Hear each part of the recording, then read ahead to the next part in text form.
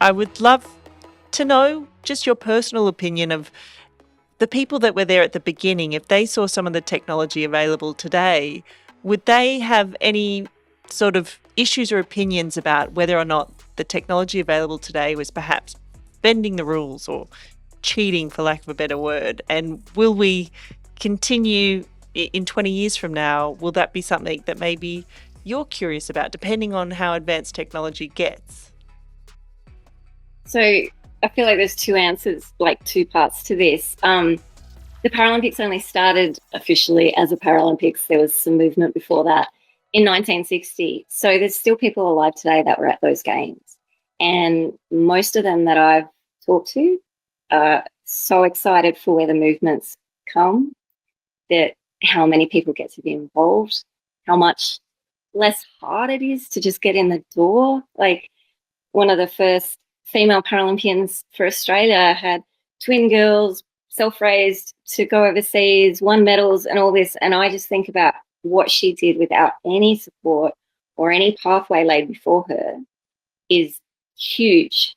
But every time she saw me, she was just like, "You're doing so well and I love this and keep going," which was just a beautiful gift. And that is what the community's like. And we do have, there's people. Louise Savage is a big name in wheelchair racing, and she actually started in one of those chairs that didn't really go that well, and has switched over. Like, most of her career was in the more modern version of that, but she experienced that, and she's just excited every time there's something new available. We already are experiencing the conflict between tech, cheating, and accessibility. And that requires our sports to actually have a really intimate knowledge of what we do. And I think part of the challenge there is that sometimes the people writing the rules have never even pushed a race chair. They don't know, the ins and outs and the little bits that are fair and perhaps a good advancement. And then there's other ones that we need to put limits on because, one of the limits that exists in the Paralympic world is you can't have a prototype piece of equipment. That equipment needs to be available to everyone. But there's a lot of grey area around what is a prototype, what is available to everyone, but a little bit enhanced for this person over here who's sponsored by that company. If we're talking about, oh, it's available to everyone, but it's 200 grand a pop, like, that's not really available to everyone. And so we need the sport and the sports rules, both in terms of safety and in terms of performance, to keep that a level playing field, which is, a concern across all areas of sport. We've got drugs in sport and all those sorts of things.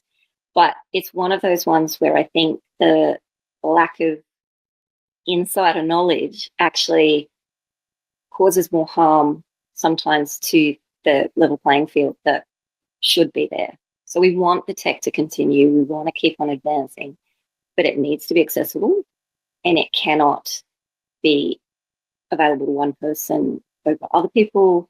And yeah, there's definitely that talk, as things go on. Like, there was the tech of the speed suits with swimming, and they at some point decided that that wasn't a measure of athletics performance. They wanted to go back to a fairer playing field with that. And if there was an up and coming athlete listening to this episode, what kind of advice would you give to them about the process of collaborating with engineers, say, or people that are building technology to help them with their performance? I would say, and I would say this to anyone of any age, your voice counts. You know way more about being and using that piece of tech, whether that's or equipment, that's being the chair or anything.